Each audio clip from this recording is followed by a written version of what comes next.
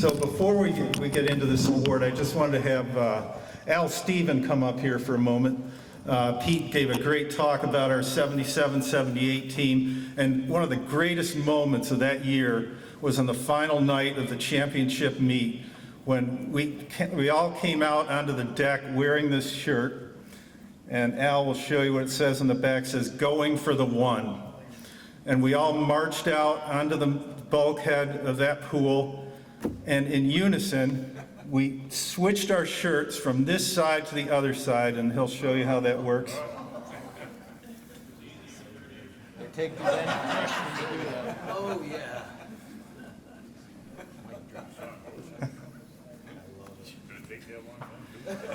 So we went from going for the one to still the one.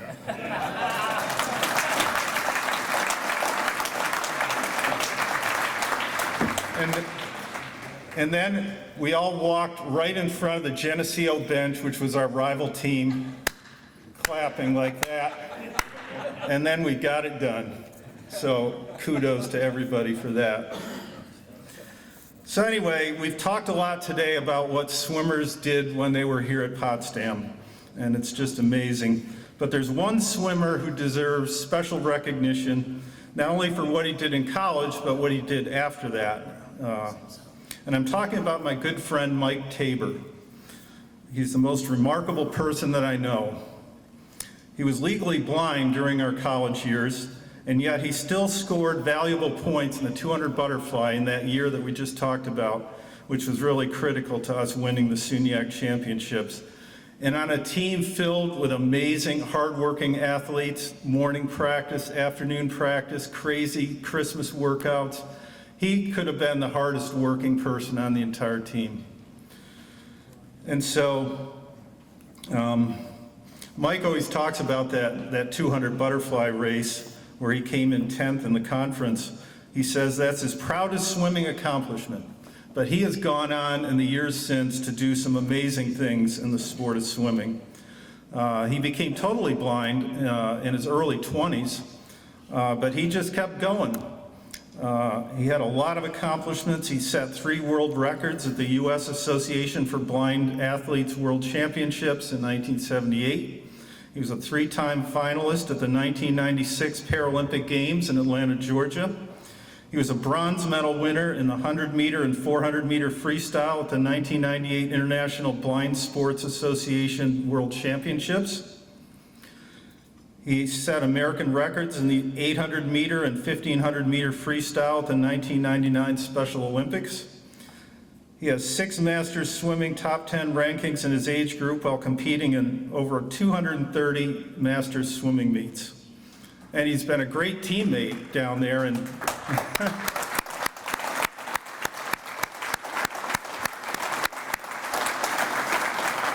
So Mike lives in Jupiter, Florida. He's a member of the Palm Beach Masters swim team. I'm a member of the team as well, even though I don't live in Palm Beach. But anyway, he's been a great teammate. He swum on 1 million relays for the team, and one of those relays earned All-American honors in U.S. Masters swimming. And he's been a frequent visitor to the Colorado Springs Olympic Training Center, where he's trained with other world-class Paralympic athletes, with other Olympic swimmers right in the pool right next to him. He coached the Bethlehem YMCA Masters swim team for 10 years. And just this past year, he completed a 3-mile open water swim in Lake George and a 2-mile swim in Wilmington, North Carolina, just this year. And then some of these other swimmers on our team were there too for those.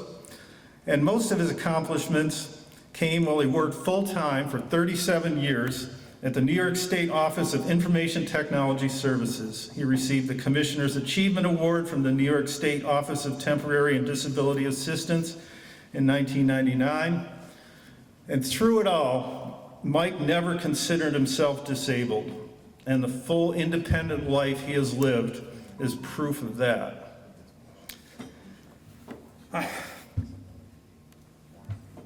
So today, I present Mike, the most able person that I know, with the Potsdam Bears Achievement Award.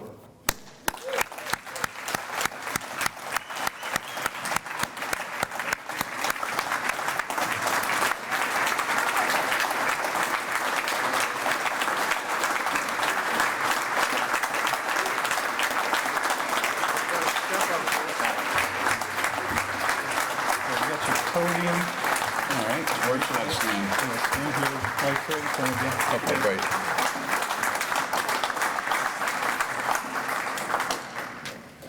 Well, thank you. That's, certainly got to say that. I'm very humbled by all this. I'm thinking, who's that guy he was just talking about? Hard to believe when it's all put together like that. There's been a lot of talk about camaraderie, and I want to apologize to the wrestlers last night. We were having camaraderie in the corner, making a ton of noise, and we kind of sat on your surprise, your celebration. So we do, and you guys understand that. We appreciate you. Okay, thanks. Yeah.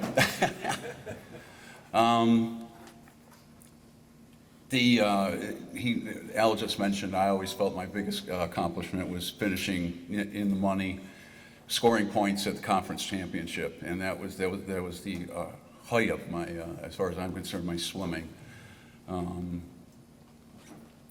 The other thing I wanted to share a little bit, it's not about athletics. I also was a math major here, and we had a Division III swim team. I think we had a Division I math department.